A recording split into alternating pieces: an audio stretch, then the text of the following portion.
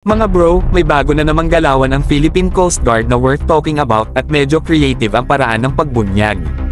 Isang edited na litrato na kumakalat sa social media, di umano'y galing sa mga crew ng BRP Dato Bago, ang tila nag-confirm na isang dating barko ng Bureau of Fisheries and Aquatic Resources, o BFAR, ay opisyal nang na-takeover ng PCG. Oo, mga bro, mula BFAR bro, naging Coast Guard white na. Sa unang tingin ng mga netizens, mukhang typical na meme o fan edit lang. Pero kung titigan mong mabuti, makikita mo na ang barkong may dating kulay asul ay nakaputi na, at may bagong hull number na 4093.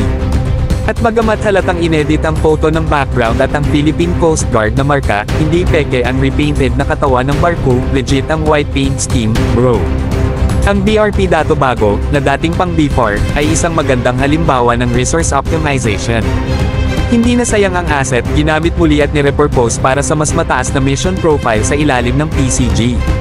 Ibig sabihin lang yan, hindi lang tayo bumibili ng bago, marunong din tayong mag-recycle ng power. Laban sa smuggling, illegal fishing, at maritime incidents. Game na game ang PCG. At hindi lang yan, mga bro. This move also shows a shift in strategy, pinapatatag ng Coast Guard ang fleet presence nito, lalo na sa mga far-flung waters ng bansa. Lahat ng barko na kayang gagamitin, basta para sa proteksyon ng ating karagatan at interes. Yan ang tinatawag nating tactical practicality with style. At kung totoo nga ang pagpasok ng BRP Dato Bago sa service ng PCG, another win na naman ito para sa gobyerno. Ano thoughts nyo sa balita na ito? Comment nyo lang sa ibaba.